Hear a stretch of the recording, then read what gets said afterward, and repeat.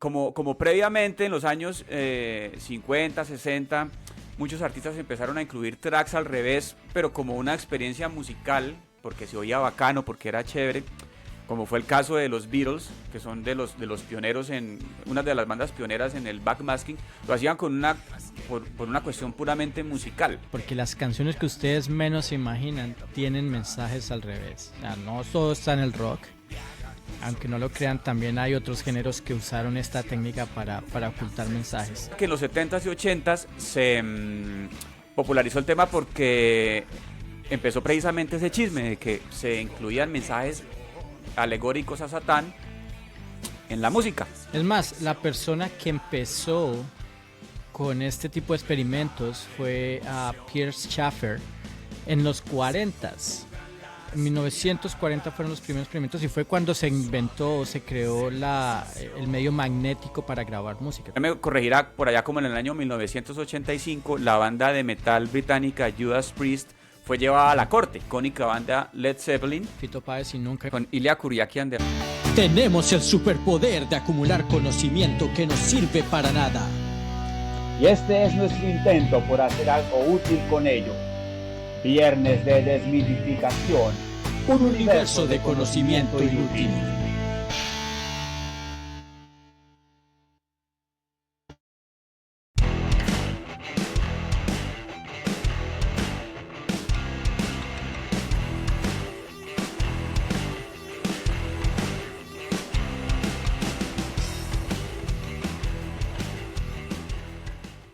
Buenos días, buenas tardes o buenas noches, dependiendo de dónde nos escuchen nuestros queridos oyentes.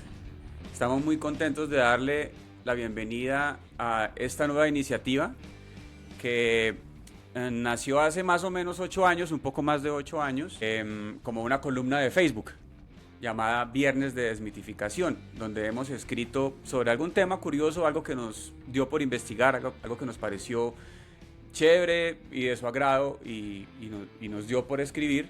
Con mi gran amigo Mario, con quien tenemos una amistad de algo así como 20 años, me propuso llevar al siguiente nivel, hacer un podcast, que es lo que hoy estamos haciendo, gracias a la iniciativa de mi gran amigo Mario, quien se sumó al equipo del Viernes de Desmitificación. Una de las dificultades que hemos encontrado es que, claro, escrito es de pronto fácil de entender, pero cuando uno va a decir Viernes de Desmitificación, entonces de pronto se enreda y lo he comprobado porque con los seguidores de la columna he visto que es difícil de pronunciar. Entonces creo que lentamente nos vamos a ir refiriendo a nuestro espacio como el VDD Podcast, por si de pronto cambiamos el nombre para que no se extrañen.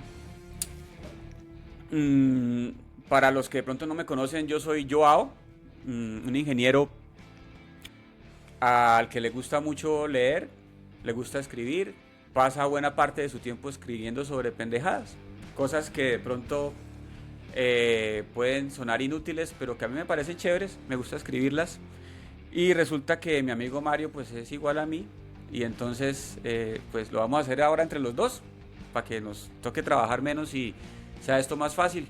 Bienvenido Mario, gracias por sumarse a esta iniciativa y nada, pues preséntese ante su audiencia. Bueno, muchas gracias Joao, gracias por la invitación, gracias por dejarme ser parte del grupo. Yo he sido un fiel seguidor de Viernes de Desmitificación en Facebook, y no solo yo, toda mi familia. Mi mamá, por ejemplo, es una de las que cada viernes está ahí comentando, leyendo, hasta me llama a comentarme sobre el post de esa semana. Un saludo para Yoli. Sí, un saludo para ella. Y sí, entonces cuando vi toda esta cantidad de información y vi que tenía el potencial para poder hacer algo más con eso, porque me parece que es información que tal vez todos deberíamos saber un poco, o por lo menos saber que hay algo más aparte de lo que creemos que sabemos. Y crear un programa con esto, no con la intención de decir que sabemos todo y somos los expertos, sino con la intención de hacer algo con toda esa información que nosotros tenemos. Entonces, así como Joao lo decía, que le gusta acumular toda esta información que para muchos puede ser inútil, a nosotros nos parece muy interesante. A mí me encanta decir hechos o cosas que sé en la mitad de una conversación y la gente se extraña y muchas veces le gusta porque es, yo no sabía eso o no tenía ni idea que eso venía de esto. Entonces sí, este es un intento por nosotros de hacer algo útil con toda esa información y compartirla con ustedes. Estoy muy agradecido de poder empezar este proyecto, mirar para dónde nos lleva y expresarnos de alguna manera y poder llegar a toda la gente que le parece que toda esta información sea útil para algo, así sea para pasarla bien y tener buenas conversaciones con amigos. Excelente. Usted tocó un tema muy importante, hay algo que hay que aclarar y quiero hacer hincapié sobre eso. Nosotros no somos los expertos en nada. Nosotros simplemente lo que nos cause curiosidad lo investigamos, venimos acá a contarles a ustedes lo que averiguamos, pero ustedes son parte de esto y siempre lo han sido. Desde hace más de 8 años la colaboración del público ha sido súper importante porque cuando decimos algo que no es, nos corrigen. Cuando tienen algo que aportar, lo aportan y algo muy importante, cuando tienen un tema, lo proponen. Entonces vamos a estar atentos a todo eso y una cosa muy importante también es que cuando no sepamos nada al respecto, pues traemos a alguien que sepa. Nada que hacer, nosotros no somos expertos en nada. Ahí como de pronto le escuché alguna vez al filósofo colombiano Martín de Francisco, menos técnica y más pasión. Exacto, no, y algo que dijo muy importante, estamos abiertos a sugerencias, a correcciones, a saludos, a sugerencias, porque obviamente en algún momento se nos van a acabar los temas y si no es por nuestros oyentes, si no es por la gente que participa, por la gente que envía sus sugerencias, realmente sería muy complicado traer temas nuevos en cada episodio. Así que por favor, si hay algo que ustedes quieren saber o algo que saben y quieren que lo digamos, mándenos un correo, pueden ir a nuestra página vddpodcast.com y en la parte de escríbenos nos pueden enviar sus sugerencias o sus correcciones o sus comentarios o simplemente a saludarnos, pueden mandarlo por ahí, nos llega directico al correo y lo primero que vamos a hacer es leerlos y todas las personas que nos den un capítulo, nos den una sugerencia que podamos desarrollar en capítulo, vamos a anunciarlos en el programa y bueno, más adelante de pronto van a haber cositas con el cual podamos premiar también a nuestros seguidores que nos ayuden a desarrollar el programa. Bien, entonces Mario, si le parece, como dijo el dermatólogo, vamos al grano. Empecemos a hablar un poco del tema de hoy. Bueno, este tema fue alguna vez sugerido en la columna, en la versión escrita del VDD, por mi amigo Diego Morales, un cantante de rock excelente con el que yo he tenido la oportunidad de tocar en bandas cuando vivíamos en Bucaramanga, él ahora vive en España. Le mando un saludo a Diego y vamos a hablar hoy sobre el backmasking, es decir, sobre los mensajes ocultos en la música. Resulta no confundir con el black masking. Black masking es una cinta para electricidad. Nada que ver. Vea. ¿O sea, la cinta aislante? La cinta aislante. Ok. Esa misma. Vea, aprendimos algo nuevo hoy. Bueno, resulta que este tema me transporta a mí cuando yo estaba pelado en Bucaramanga. En los 90 no había mucho que hacer, ¿no? O sea, imagínense, por allá en el año 94, 95 fue que llegó a Bucaramanga MTV, por ejemplo, ESPN, llegó a la televisión por cable. Antes de eso, pues nosotros estábamos, nuestra información llegaba a través de la perubólica. Es decir, la antena parabólica que tenía como 10 canales de Perú, 2 mexicanos, 1 venezolano y pare de contar. Resulta que pues yo no tenía nada de información del rock, pues yo no, en ese momento, pues hoy en día, gracias a Dios, Dios me transformó y soy rockero, pero en esa época, pues no, en esa época uno lo más rockero que había era lo comía, yo creo, pues en Bucaramanga. Y resulta que llegó a vivir al edificio donde yo vivía uno de mis grandes amigos de la vida, Paul Contreras, a quien mando un saludo. Él llegó de Bogotá, él era un muchacho de Bogotá, entonces él traía mucha más información y era rockero. Entonces gracias a él fue que yo empecé a escuchar bandas como Metallica, Guns N' Roses, Scorpions, bueno, una cantidad de bandas. Él me empezó alguna vez a hablar de eso, de los mensajes subliminales en la música. Empezó a contarme y para mí eso era algo completamente nuevo. O sea, yo no tenía ni idea de eso y estaba totalmente asombrado. Y él me contaba sobre los mensajes que supuestamente estaban inmersos en canciones de bandas como Eagles, como Led Zeppelin, como ABBA, The Beatles. Exacto, y me prestó un libro que se llamaba Música, Rock y Satanismo. Yo no sé quién lo escribió, pero hablaba sobre todos esos ejemplos de bandas que supuestamente tenían mensajes subliminales en su música, alegorías a Satán y una cantidad de cosas. Pero el caso es que en ese momento dos niños curiosos y llegamos hasta a coger un cassette de la mamá de Paul, de ABBA, y voltearle la cinta, o sea, coger y ponerle destaparlo y poner la cinta al revés. Dice que porque así se escuchaba al revés. Lo que hicimos fue dañar el cassette. Nos le tiramos el cassette a doña Elena, le dieron una pela a Paul y no hicimos nada. Pero cuando me sugirieron ese tema para el viernes de desmitificación, pues empecé a retomarlo y nos encontramos con una cantidad de cosas muy, muy, muy curiosas. Entonces, ese es nuestro tema de hoy. Vamos a empezar a hablar sobre el backmasking en la música y sobre los mensajes subliminales. Sí, en sí vamos a hablar sobre qué es un mensaje subliminal, qué se considera y si realmente el backmasking o las grabaciones de frases al revés son mensajes subliminales o no. Entonces sí, y ahí para decirle, Música, Rock y Satanismo es un libro de René Laván, lo pueden conseguir todavía en Amazon si lo quieren comprar, ahí está disponible. El porqué de ese libro es que resulta que en los 70s y en los 80s ese tema estaba pero en boga, era el tema de moda. Era como previamente en los años 50, 60, muchos artistas empezaron a incluir tracks al revés, pero como una experiencia musical, porque se oía bacano, porque era chévere, como fue el caso de los Beatles, que son de los pioneros, una de las bandas pioneras en el backmasking. Lo hacían por una cuestión puramente musical.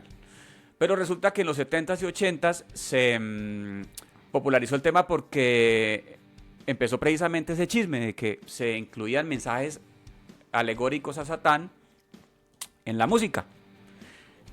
Cuando estalló más esta tendencia, este tema que fue tendencia, fue cuando, usted me corregirá, por allá como en el año 1985, la banda de metal británica Judas Priest fue llevada a la corte. Sí, entonces creo que ese fue el momento en donde en la historia de Estados Unidos del rock empezó el gran problema con las bandas de rock y que estaban siendo satanizadas. Y no estoy diciendo que todas las bandas de rock son limpias, ni que todas son suyas, ni que ninguna habla de Satán o que todas hablan de Satán, no. Pero eso fue un momento muy importante porque resulta que dos personas, James Vance y Raymond Belknap, solo para darles un poquito de contexto, eran muy buenos amigos, eran personas que en sí eran muy solas y eran muy problemáticas, pero cuando ellos dos se conocieron eran inseparables y lo que más los unía era su amor por la música rock. Pero eran pelados, especialmente eran muchachos, sí, eran entre, si no estoy mal, tenían 16, 17 años y su banda favorita era Judas Priest. Prácticamente se la pasaban escuchando Judas Priest todo el día, cada vez que se veían, y no hacían nada más sino salir y escuchar rock. Ellos tenían muchos problemas en la casa, me parecía que vivían en una familia de muy bajos recursos, eran abusados, tenían mucho problema de droga, fumaban mucha marihuana, tomaban muchísimo. Entonces se la pasaban prácticamente solamente fumando y escuchando rock. Dentro de su depresión, los dos llegaron a un acuerdo de suicidarse al tiempo con una escopeta, y lo hacían mientras escuchaban su banda favorita, que era Judas Priest. Ellos se fueron a la parte de atrás de una iglesia baptista en su ciudad, y Raymond fue el primero que agarró la escopeta y se disparó en la boca y murió instantáneamente. James, cuando lo fue a hacer, parece, y dice la teoría, que escuchó unas sirenas que alguien había llamado, que los habían visto con una escopeta en la parte de atrás de la iglesia, y eso parece que lo hizo dudar y cuando disparó se volvió nada a la cara, pero no murió instantáneamente. Fue la familia de James Vance la que luego le echó la culpa a Judas Priest por ese intento de suicidio y la muerte de su amigo, y fueron los que llevaron a corte en 1985 por la canción Better By Me, Better Than You, en donde ellos decían, o la familia de Vance decía que una frase que parece decir "do it" fue la que incentivó a los muchachos a suicidarse, ignorando todos los problemas que tenía la familia, ignorando la depresión que tenían los muchachos. Inclusive los hermanos de ellos también sufrían de depresión y ya habían tenido un intento de suicidio antes, pero ellos llevaron esto a la corte creyendo que iban a sacar de ahí alguna ganancia, no sé, monetaria, o echándole la culpa a alguien que no fueran ellos mismos, ¿cierto? Solo para aclarar también, James Vance murió 3 años después de ese intento de suicidio, 3 años después, por complicaciones con drogas y, bueno, las mismas complicaciones de haberse desfigurado la cara con una escopeta. Bueno, entonces, ¿le parece si escuchamos la canción? Sí, escuchemos y hablamos del pedacito que ellos alegan que dice "do it" y que fue supuestamente la razón por la cual los muchachos decidieron suicidarse. Bien, entonces primero escuchemos la canción al derecho. Voy a saltar pedazos tratando de evitar al máximo que nos censuren esto por copyright, lo cual no es garantía. Todavía no hay plata para esas demandas. Sí, lo cual no es garantía, pero bueno. Entonces pongamos la canción. Bien, ahora sí.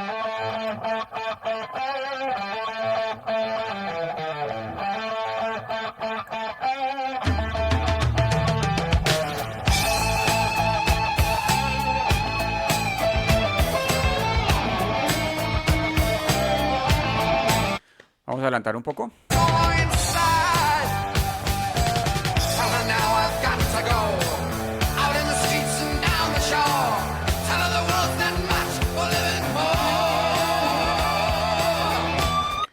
Bien, ahora vamos a colocar la canción al revés y vamos a adelantarla hacia el pedazo donde se supone que dice "do it". Un momento.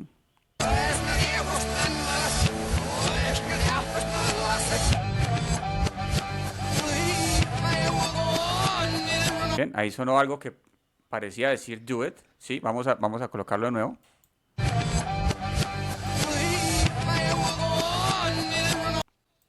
Una vez más. Bien. Sí, parece que dijera "do it". Eso no quiere decir... dice más como "do it". Sí. Pero eso no quiere decir que estuvieran diciendo "do it". No. Y aquí de pronto podemos entrar en un término que pues por ahí lo investigué. Yo lo tengo anotado acá porque la palabra es rara. Apofenia. Uh-huh. Apofenia es una condición que podemos exhibir los seres humanos, unos más que otros, de ver cosas donde no las hay, de ver lo que queremos ver, de escuchar lo que queremos escuchar. Y es algo que ahorita en estos tiempos se conoce como confirmation bias, y está pasando muchísimo ahorita con social media y con el mundo político en este momento, que está tan dividido en todo el mundo. Y es que el humano, las personas, buscan hechos que confirmen lo que ya creen.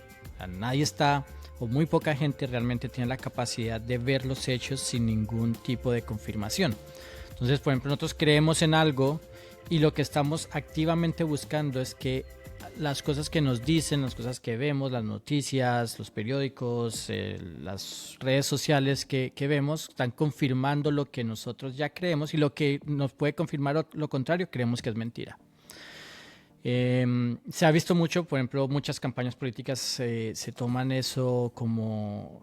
se aprovechan de esto y entonces empiezan a mandar muchas señales para que la gente confirme lo que ya cree. Y es muy fácil. Y el algoritmo en sí, sobre todo de TikTok, está hecho para eso, para crear más audiencia confirmando cosas que ya se cree. Entonces, confirmation bias es algo que en ese tiempo también pasaba. Entonces, cuando uno ya está esperando escuchar una palabra y escucha algo, el cerebro está buscando ese sonido que pueda sonar como la palabra y uno la escucha, así no esté, porque ya lo está buscando. Y estos términos, confirmation bias, Ujú. ¿sí? Y apofenia también tiene su aplicación en la estadística y en el trading, porque hay mucha gente que toma decisiones o supone patrones donde no los hay y termina tomando malas decisiones. Entonces en estos campos también tienen injerencia sus... Incluso hasta el software, AI y todo eso, como son entrenadas realmente con información humana, empiezan a tener bias también. Y es un problema que ha tenido la inteligencia artificial, y es cómo hacen los programadores para evitar ese bias, para evitar que se vaya hacia la izquierda o hacia la derecha, cuando realmente todo lo que está entrenando ya tiene en sí un bias. Entonces es algo que ha sido muy complicado para los entrenadores de inteligencia artificial, tratar de remover ese problema. Ok. Bueno, el caso es que Judas Priest fue llevado a la corte. Que eso era algo que hasta el momento no se había visto. Recuerdo ayer cuando estaba yo investigando un poco para este capítulo, ver un video de Rob Halford, el cantante de la banda. Le tocó cantar en la corte. Cantar para poder escuchar ese pedazo donde supuestamente dice "do it", para poder escucharlo en la voz de él. Él tuvo que explicar que antes de eso, él usualmente cuando cantaba la canción, antes de eso respiraba. Por eso la respiración como que también daba una sensación de que ayudaba a esa apofenia. Apoyaba. Entonces, hubo un litigio en el que la banda pues salió absuelta. Sí. Y el caso tuvieron que intervenir psiquiatras. Hubo dos que se llaman testimonios de expertos, ¿cierto? Uno era de una persona que realmente no tenía ni idea de lo que estaba diciendo y era autoproclamado experto en mensaje subliminal, William Yarrow, si no estoy mal. Y él era el que decía que sí, que los mensajes subliminales funcionaban y pero él realmente no tenía ningún título en psicología ni psiquiatría, no era experto en nada, simplemente fue alguien que publicó un libro y obviamente, volviendo a la parte de confirmación, la gente que le funcionaba y le servía, lo agarró como la base de la demanda. Pero fue John R. Bucky y J. Don Reed, los verdaderos expertos, que llegaron a la corte y confirmaron que estos mensajes subliminales, digo subliminal entre comillas porque realmente no eran subliminales, eran simplemente mensajes que se ponen al revés, no influyen de ninguna manera en el comportamiento o en el pensamiento de las personas, porque simplemente el cerebro humano no los puede entender, y si no los entiende, no los interpreta y no hay ninguno. Entonces sí, John R. Bucky y J. Don Reed tienen una de las publicaciones más importantes y más conocidas sobre este tipo de mensajes de backmasking, concluyendo que no hay ninguna influencia de estos mensajes en el comportamiento humano. Bien, o sea, usted puede grabar un mensaje al revés en un disco con la peor de las intenciones. Pero eso no quiere decir que eso lo vaya a usted a hacer actuar de otra manera a como usted actúa normalmente. Esa fue una de las conclusiones más importantes. Así Judas Priest hubiera grabado mensajes al revés con la intención de que dos pelados se mataran. No hay manera de que los dos pelados se mataran por escuchar eso, porque sencillamente su mensaje no podía ser interpretado. Sí, y algo muy, muy curioso acerca de la demanda es que Judas Priest sí tiene canciones con mensajes al revés, con backmasking. Y era porque era la época de la psicodelia y muchos grupos en esa época estaban experimentando con sonidos, y uno de los sonidos era poner frases o hablar al revés, y eso les daba un sonido que no se había hecho antes. Era algo más artístico. Lo curioso es que cuando los demandaron por una canción que no tenía ningún mensaje al revés. Simplemente fue una respiración y un sonido que hacen como si sonara "do it", pero en realidad no tenía ningún mensaje. Entonces sí, era simplemente una experimentación, pero lo curioso es que esa canción precisamente no tenía ningún mensaje. Una de las declaraciones que hizo Rob Halford a la prensa en ese entonces es que si ellos supieran que eso funcionaba, pues ellos no van a colocar mensajes invitando a la gente a que se mate, porque pues decía, a nosotros, ¿qué nos va a interesar que nuestros fans se maten? Nos interesa que compren nuestros discos. Si yo, sí. Si yo fuera a colocar un mensaje al revés, subliminal, pues lo que diría es, compren mis discos. Sí, no, sí. Mátense. Pues. Bien. Bueno, pero acabamos de, digamos, ramificar hacia otro de los objetivos de nuestro programa de hoy, que es hablar de qué son los mensajes subliminales. Antes de pasar a ese segmento donde hablamos de qué son los mensajes subliminales, quisiera colocar otro ejemplo que fue muy importante también en la época, y estamos hablando de la icónica banda Led Zeppelin y de tal vez su canción más famosa, Stairway to Heaven. Esa canción la conocen hasta los que no son rockeros, pero sí. vamos a... Clásica en fogatas y aprendizaje de guitarra. Entonces vamos a colocar la canción, pero eso ya, nomás con los primeros 2 segundos ya la van a reconocer.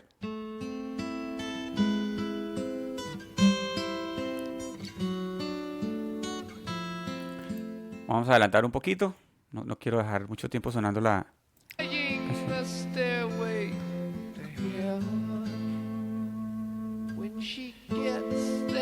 final viene la parte más chimbita, que es la parte rápida.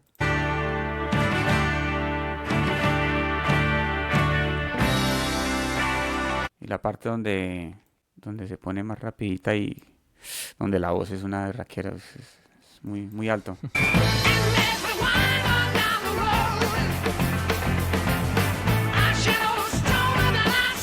Bien, entonces resulta que se regó el chisme de que en una parte de la canción, ya la vamos a colocar al revés, pero decía lo siguiente. En inglés diría: "Oh, here's my sweet Satan. No one whose little path would make me sad, whose power is Satan. He will give those with him 666. There was a little tool shed where he made us suffer." En español sería algo así como: "Oh, aquí está mi dulce Satán, aquel cuyo estrecho camino me hiciera triste, cuyo poder es de Satán. Él le dará a aquellos el 666. Había un pequeño cobertizo donde él nos hacía sufrir, triste Satán." Vamos a colocarla al revés y a ver, vamos a escuchar.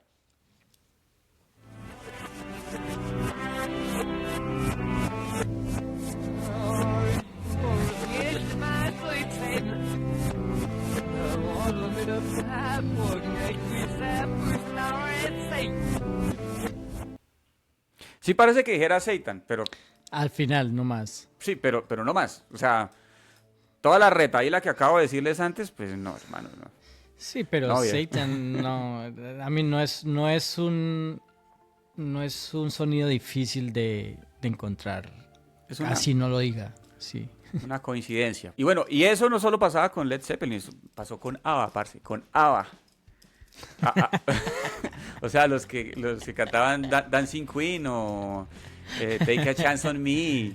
Eso, que es, o sea, música que se presta para musicales para toda la familia. Exacto, o sea, la música de planchar de los europeos. No creo que... Pues no veo factible que ABBA quisiera... incluir mensajes alegóricos a Satán dentro de su música. Sin embargo, se les adjudicó, se les achacó, pero bueno, era algo que era normal en los 70s y en los 80s. Es más, la persona que empezó con este tipo de experimentos fue Pierce Schaeffer en los 40s. En 1940 fueron los primeros experimentos y fue cuando se inventó, se creó el medio magnético para grabar música. Entonces ahí fue cuando realmente pudieron agarrar estos medios y ponerlos a girar al contrario y poder grabar estas frases. Pierre Schaeffer no era en sí un músico, era ingeniero, era locutor, era musicólogo, experto en acústica y fue uno de los pioneros en la música, digámoslo que en el experimento digital y en crear sonidos, no solo instrumentos, sino utilizando también la tecnología, o la tecnología que tenían en los 40, ¿cierto? Que era prácticamente solo discos y cintas magnéticas. Entonces él fue realmente el primero en experimentar con ese tipo de sonidos, pero eso viene desde los 40. Pero realmente los primeros que pusieron música fueron en The Beatles. Hablemos un poco de lo que hacía The Beatles. y escuchemos unos ejemplos. Bueno, resulta que por esa época a mis amigos les gustaba demasiado la marihuana. Bueno, era más el ácido, el LSD. Estaban demasiado en las drogas y les pareció chévere grabar en el estudio y a incluir los tracks, algunos tracks al revés, en la mezcla final. Entonces, uno de los primeros ejemplos, o tal vez la primera canción donde The Beatles usó la técnica del backmasking es Tomorrow Never Knows. No recuerdo el año, creo que 75. 66. Sí. 66 del disco Bien. Revolver. Usted es bueno con las fechas. Las tengo escritas. Bueno. Entonces, ahí no hay voces al revés.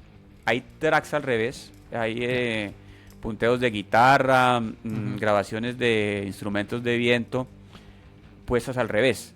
Entonces, ¿por qué lo hicieron? Porque se escuchaba bacano. Entonces vamos a escuchar Tomorrow Never Knows normal, o sea, al derecho, pero vamos a escuchar los sonidos que estaban grabados al revés, que se escuchaban psicodélicos.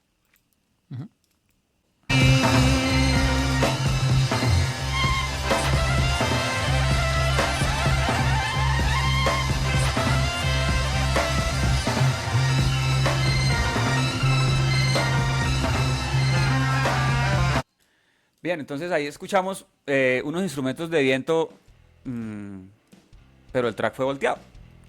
Yep. Entonces se escucha bacano. Esa fue la intención de The Beatles en ese momento. Y así es que se escucha los mensajes ocultos al revés, pues así es como se escuchan. En el caso de las voces, pues se escucha una cosa que no se entiende. Vamos a ver varios ejemplos. Y hay unos muy bacanos, hay unos muy curiosos, pero muy chistosos. Y unos muy chistosos, porque se hace para mamar gallo, mucha gente lo hace simplemente por tomar del pelo. Pero cuando uno lo escucha al derecho, pues escucha una cosa que no entiende nadie. Cuando lo escucha al revés, es que escucha el mensaje oculto. Vamos a otro ejemplo de los Beatles donde sí se grabaron voces al revés, que es la canción Rain. En Rain se escucha el coro cantado al revés, no se entiende nada. O sea, me explico, es el mismo coro de toda la canción, el mismo coro que uno escucha durante la canción bien y lo entiende al derecho. Solo que al final le dio por grabar ese mismo coro, pero al revés. Entonces, para usted escucharlo, pues tiene que escuchar la cinta al revés, pero escucha exactamente lo mismo que escuchó durante toda la canción. Exacto. Entonces, primero vamos a escuchar cómo se escucha al derecho. Cómo se escucha la grabación normal.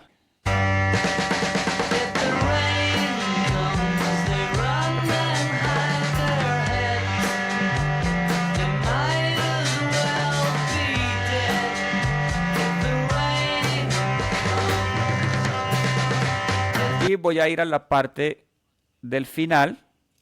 Bien, acá escuchamos el mismo coro de la canción cantado al revés.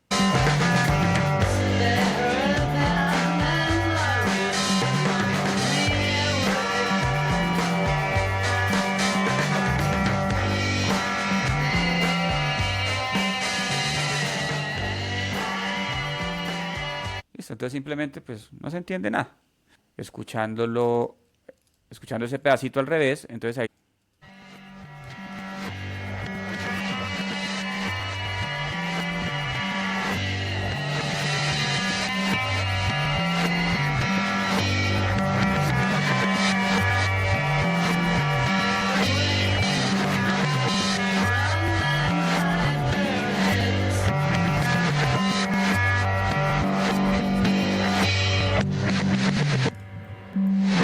Ahí sobre todo al final se escuchó Rain, they run and hide their heads. O sea, lluvia, ellos corren y esconden la cabeza. Eso es lo que dice el final de la canción. Entonces ahí lo escuchamos al derecho y al revés. Ya, eso era todo. Es gracioso que cuando uno busca las letras en internet, ponen la última parte, las letras al revés. Dice Zja, Reit, Eddie, Na, Nur, Yat. De hecho, si usted busca el video de la canción en YouTube con con el caption, abajo, igual, colocan eso que usted acaba de decir. Bueno, hay unos ejemplos bacanísimos sobre el backmasking, pero no sé qué hacemos. ¿Los dejamos para más tarde y empezamos a hablar un poco sobre qué es la publicidad subliminal? Sí, empecemos con lo de la publicidad subliminal y dejamos la sorpresa, porque las canciones que ustedes menos se imaginan tienen mensajes al revés. O sea, no todo está en el rock. Aunque no lo crean, también hay otros géneros que usaron esta técnica para ocultar mensajes. Pero sí, hay unos rebacanos. Unos que uno nunca se imagina. Yo nunca lo imaginé. Crecí con mucha de esa música y nunca lo había pensado. Cuando empezamos a investigar un poco sobre este tema y sobre todo sé que tenía tantos ejemplos, me sorprendieron. Hubo muchos que me sorprendieron. Pero sí, hablemos más de qué en sí es un mensaje subliminal y qué clasifica como mensaje subliminal. Porque no todos los intentos de mensaje subliminal son subliminales, ¿cierto? Bien, entonces tenemos que dividir la palabra en dos, ¿cierto? Sub, que quiere decir por debajo, y liminal, que quiere decir límite. O sea, quiere decir por debajo del límite. Es un mensaje diseñado o pensado para estar por debajo del límite de percepción humana. Exacto. Es un mensaje diseñado Consciente.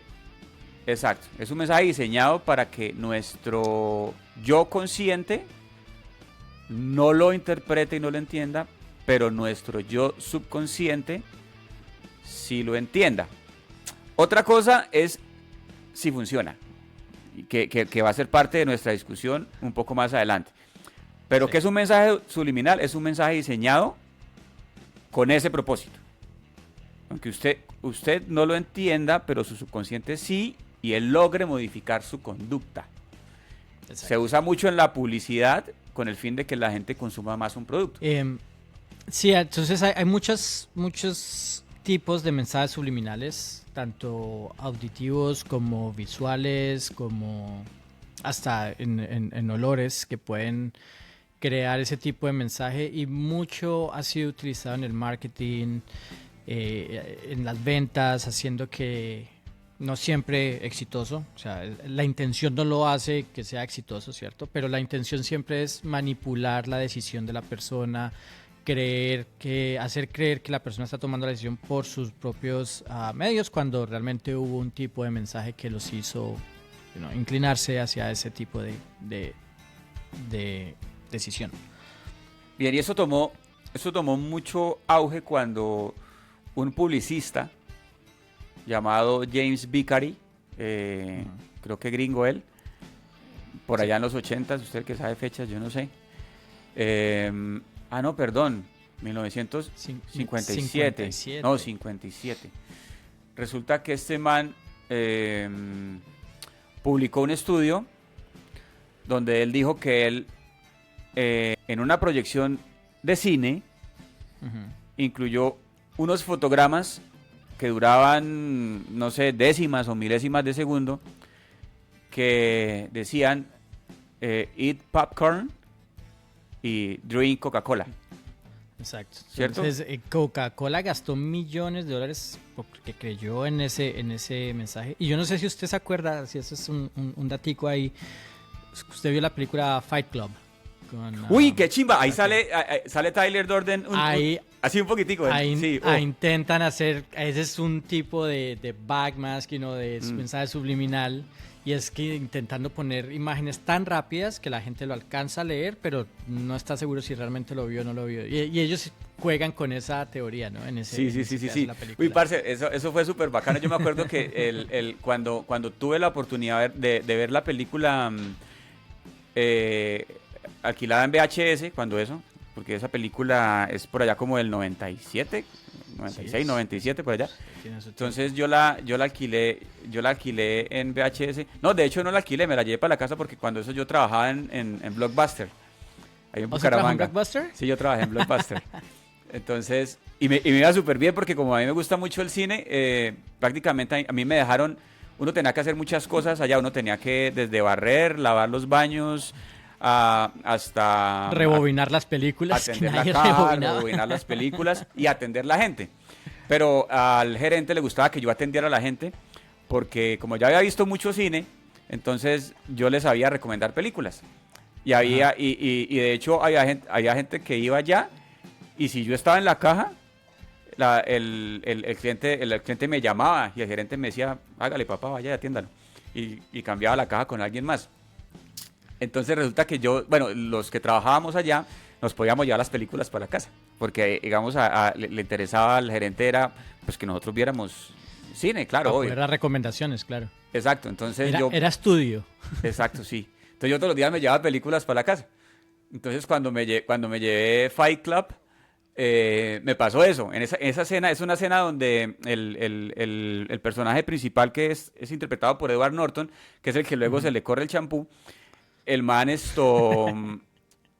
el man todavía no está loco, o sea, el man está empezando su locura. Y entonces tratando de desarrollar la otra personalidad. Sí, entonces en un momento se ven como unos flashes así. Y yo, uy, marica, ¿y qué pasó? Y empecé yo a devolver la película y a pausarla, hasta que la pausé en el momento exacto donde aparece el personaje de Brad Pitt, que es el alter ego del man, que es la doble personalidad del man. Súper chimba, ese ejemplo está buenísimo. Sí.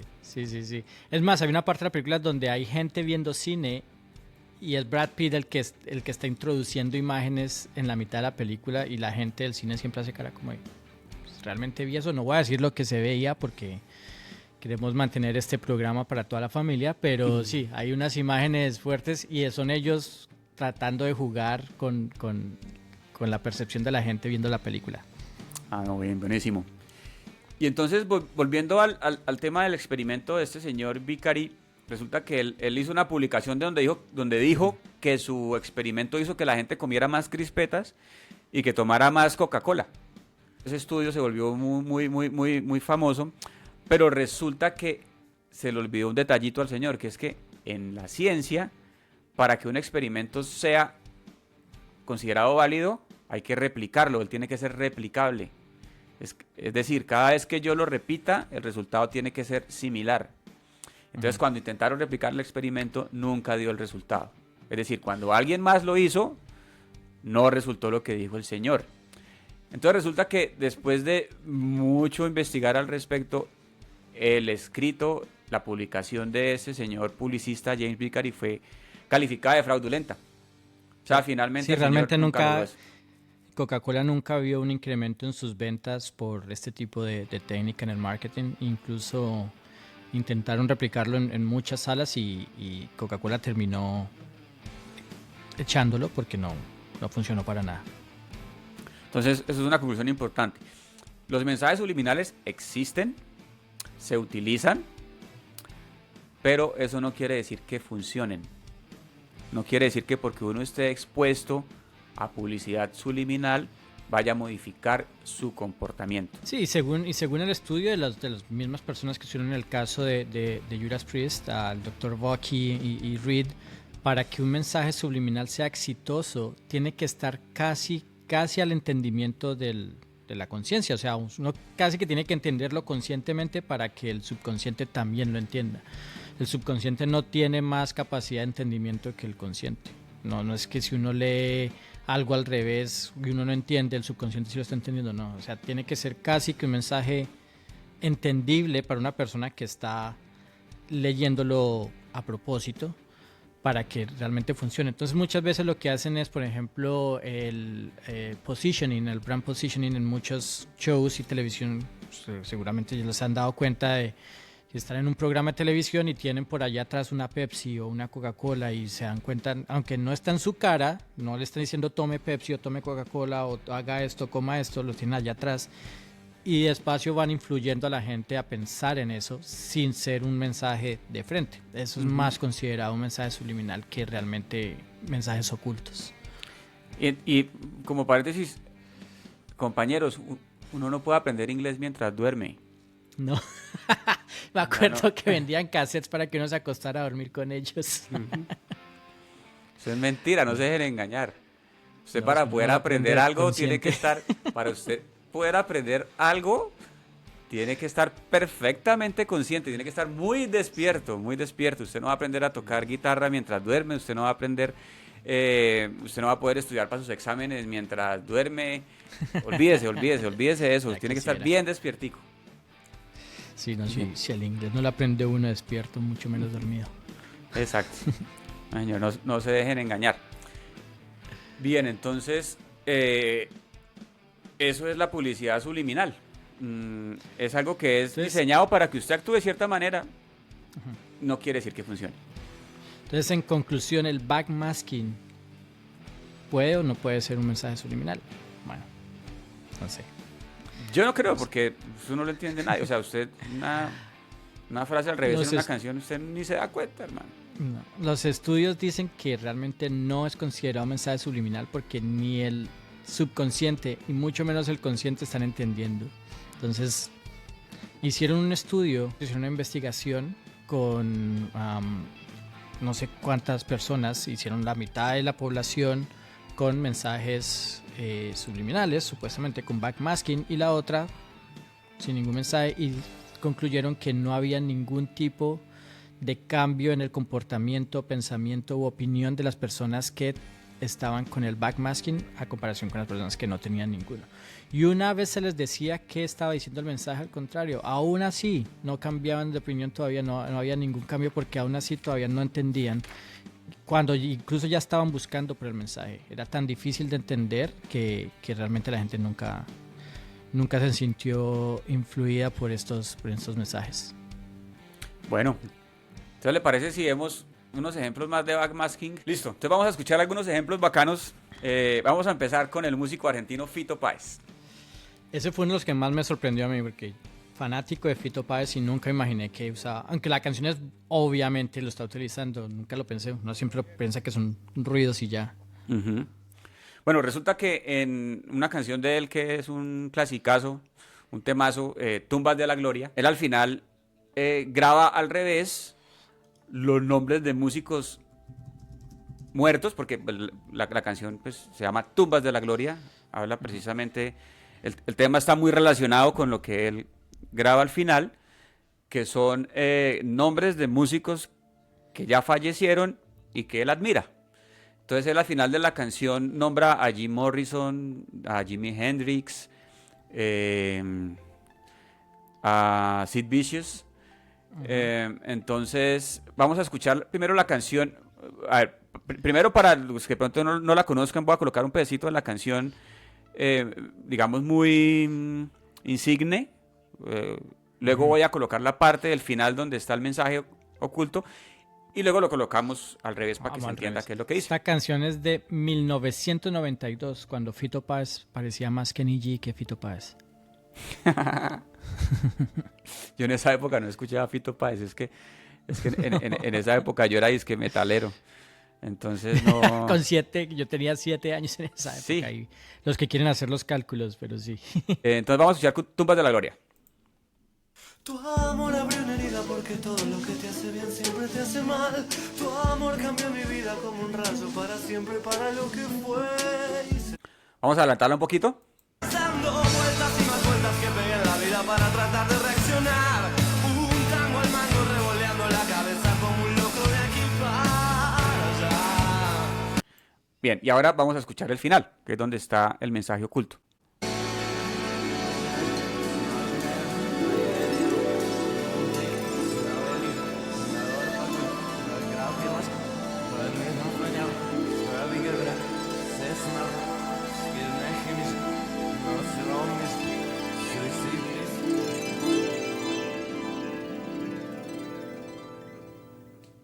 Entonces nada, parece que el man estuviera hablando en árabe o estuviera borracho, no sé qué, alguna cosa, Sí, pero sí. no se entiende, Árabe.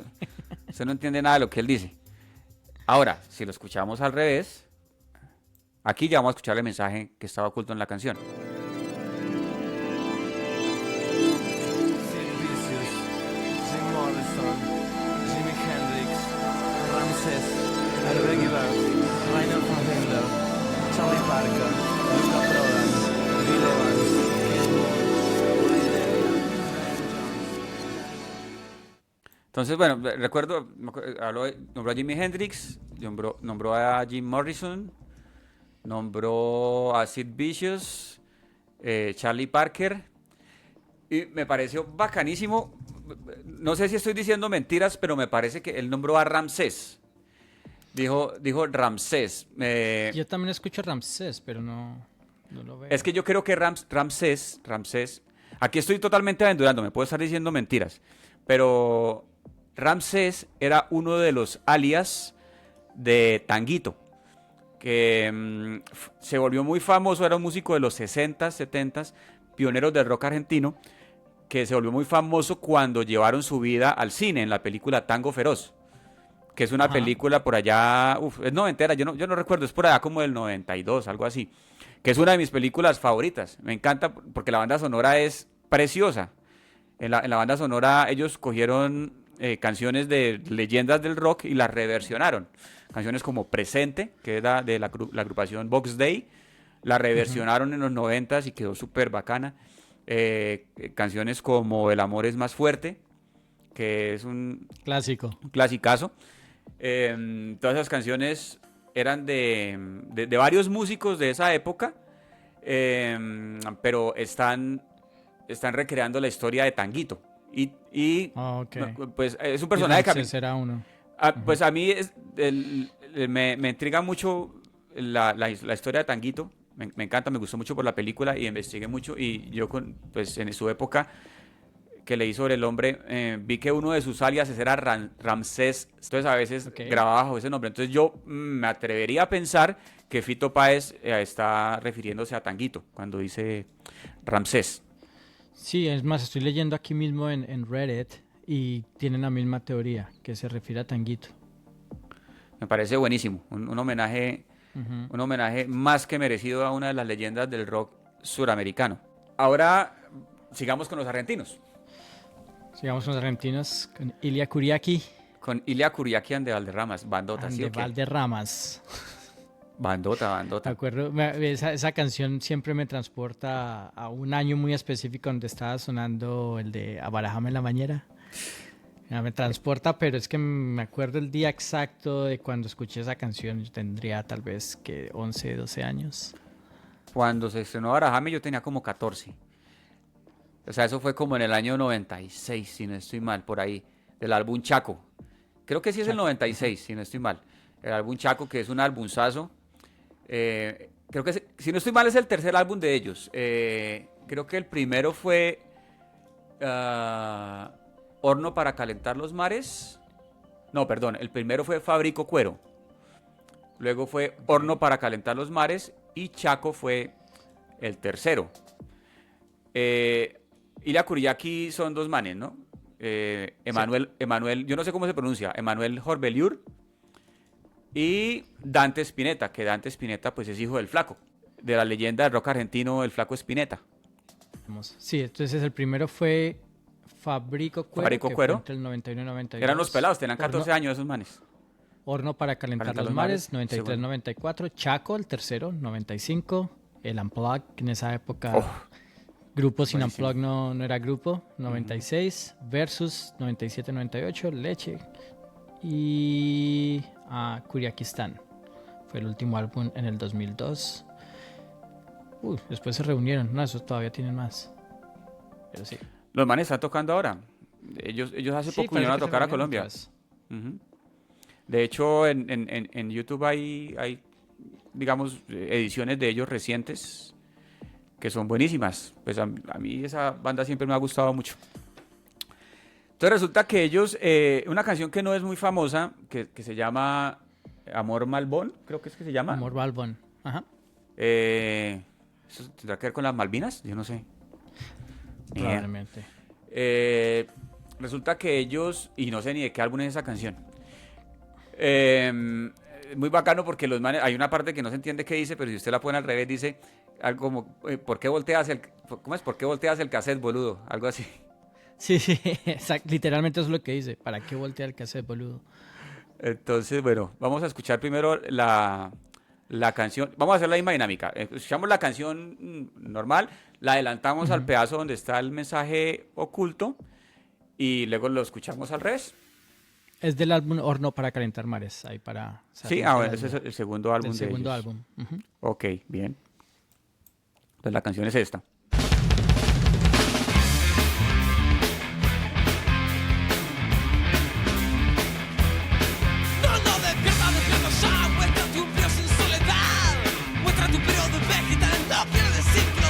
Parce, eso es lo que yo llamo menos técnica y más pasión.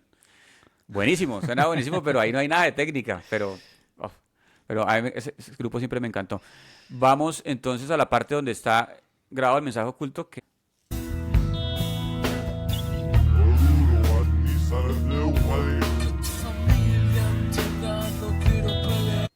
Bien, ahí se escuchó, pues una cosa que no se entiende. Ahora vamos a escucharlo al revés.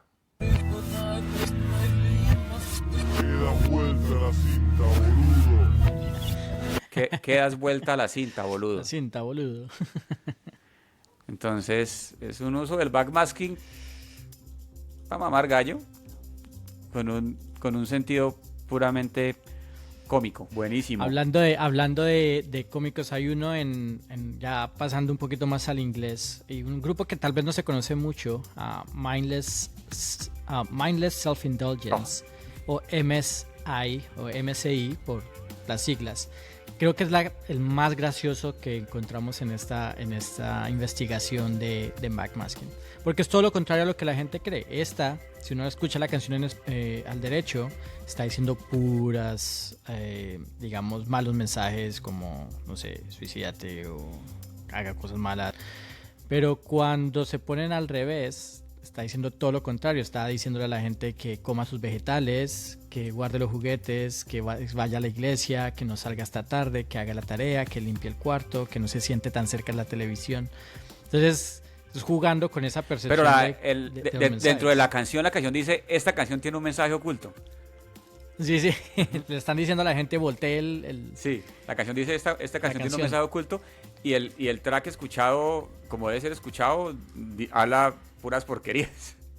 Sí. Entonces, uno se imagina que quizá que va a escuchar al revés, y cuando lo escucha al revés, escucha todo lo que usted dice. Bueno, vamos a escuchar la misma dinámica. Entonces, la canción normal.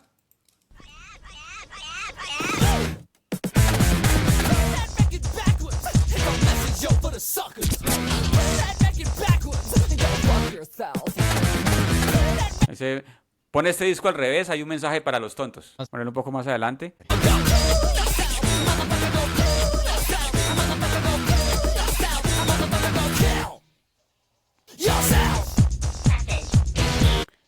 Bien, ahora llevémoslo a la parte donde está el mensaje. Pues yo no sé si llamarlo oculto porque se lo están anticipando desde la canción. Le están diciendo que lo escuche. Sí, le están diciendo prácticamente que lo escuche al revés, pero es acá. Y es más, sobre la canción en sí se llama Backmask. La canción se llama... Desde el título le están diciendo que tiene algo guardado. Entonces aquí es la parte donde está el backmasking. Acá.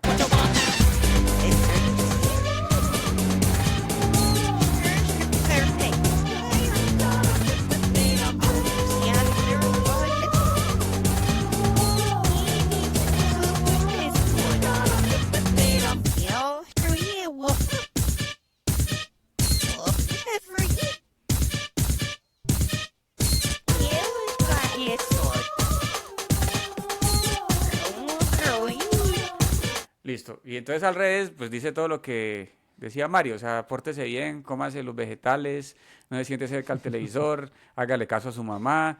Bueno. Vístase para la iglesia. Todo eso.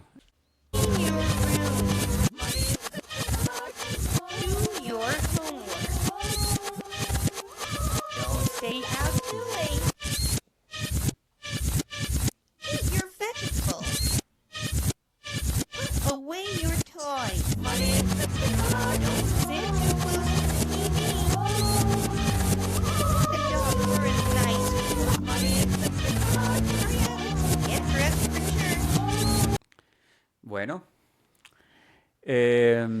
¿cómo es que se llama la banda?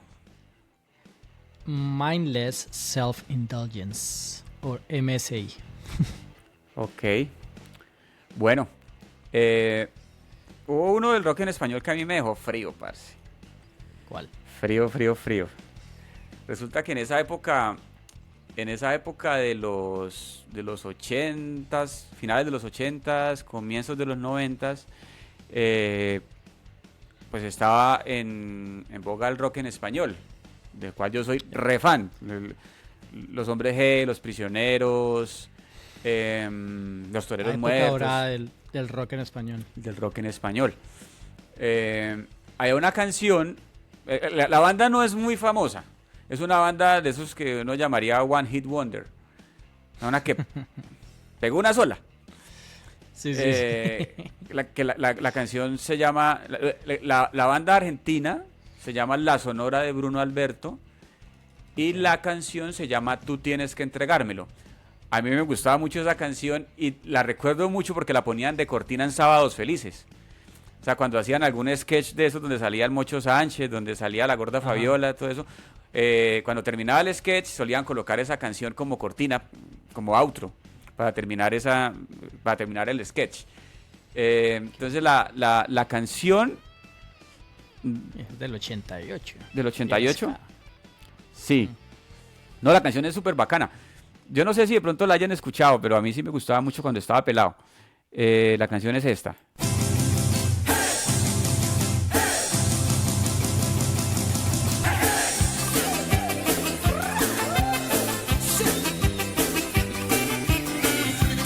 ¿Va a adelantarla? Oh, claro que sí. Bien, entonces vamos a escuchar el final donde parece que Man estuviera, como pasa con Fito Páez, o sea, parece que estuviera hablando por allá en árabe.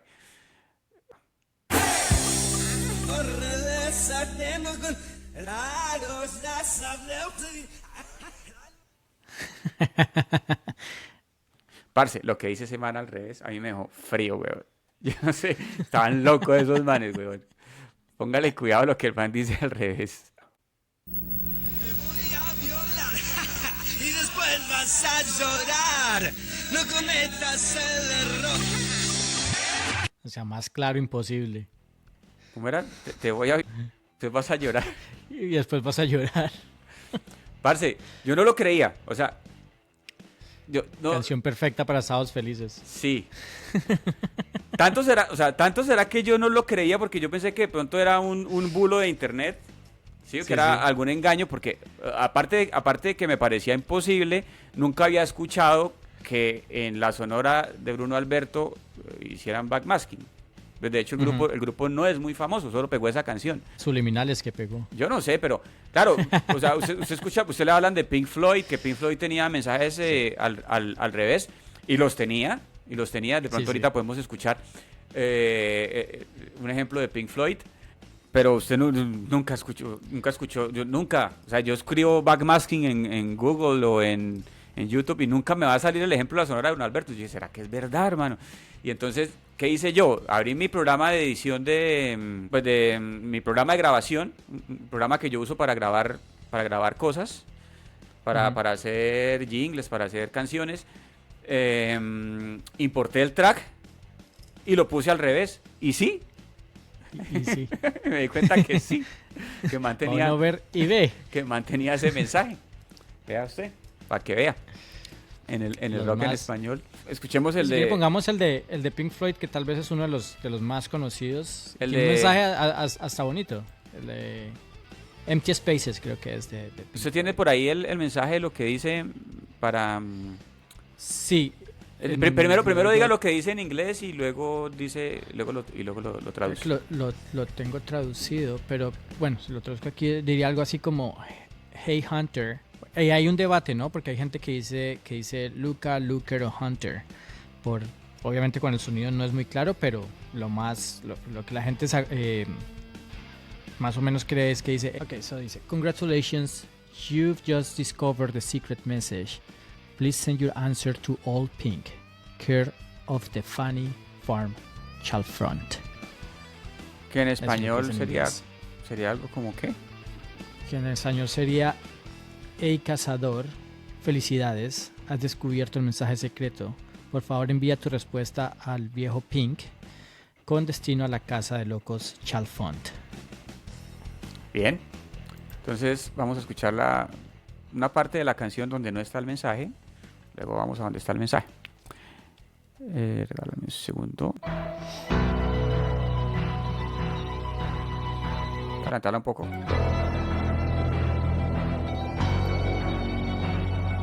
Adelantarla más. Pink Floyd, los largos intros.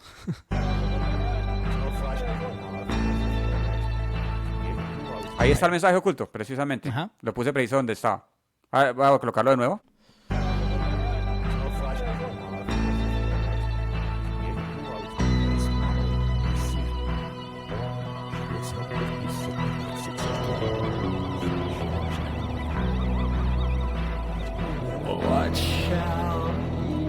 Ahí ya empezó a cantar bien. Ya. Ujú. Y al revés, ahora. Ya, ahí viene. I've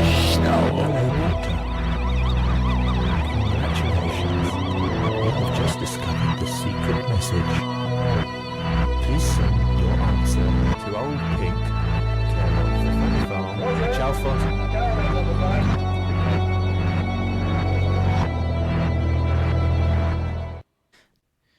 Ok, entonces, como todos los mensajes de Pink Floyd tienen un mensaje oculto, entonces ahí hablan de The Old Pink, que se refiere a Syd Barrett, que es parte de la banda de Pink Floyd, ¿cierto? O De hecho, fue de Syd Barrett. lo echaron porque estaba ya muy loco.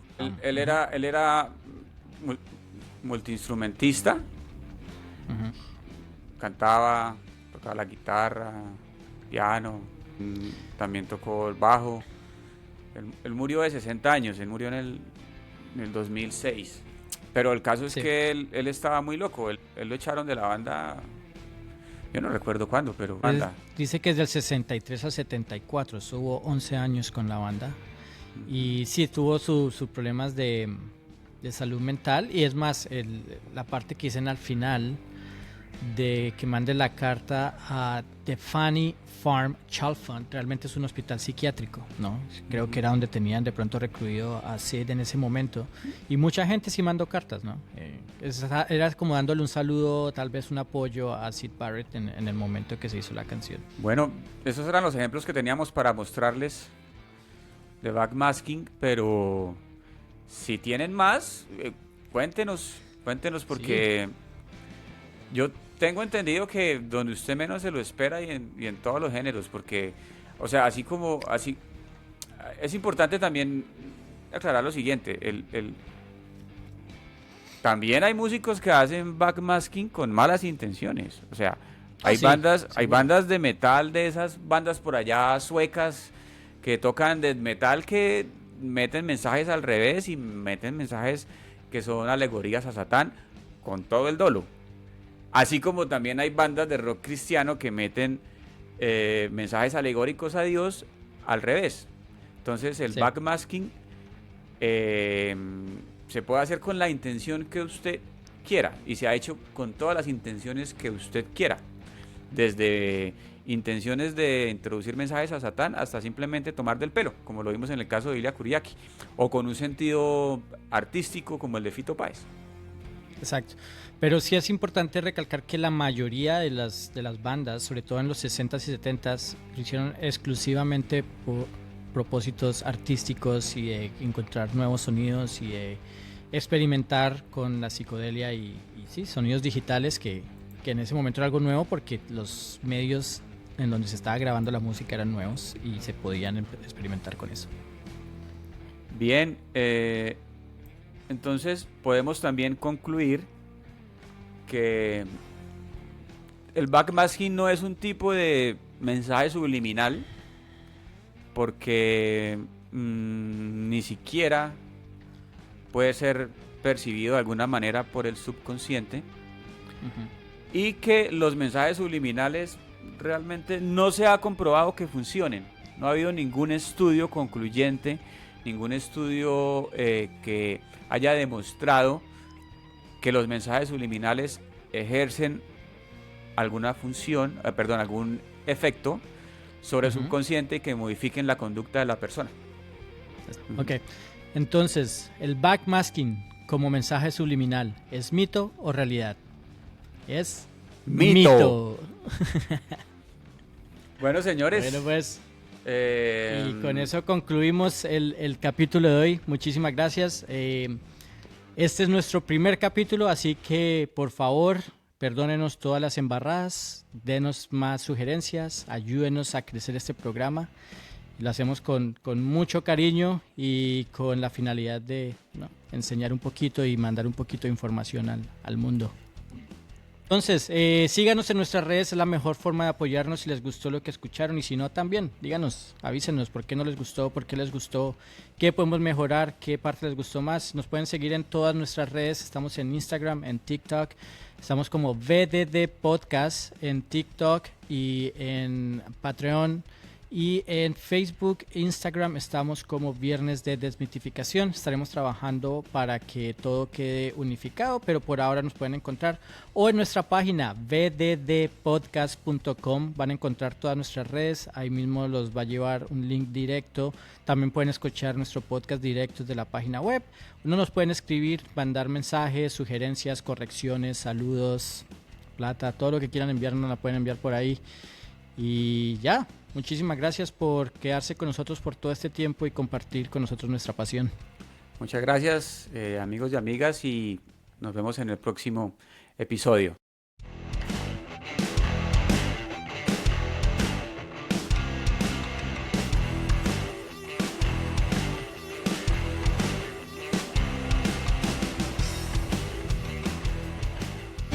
Tenemos el superpoder de acumular conocimiento que no sirve para nada. Y este es nuestro intento por hacer algo útil con ello. Viernes de Desmitificación. Un universo de conocimiento inútil.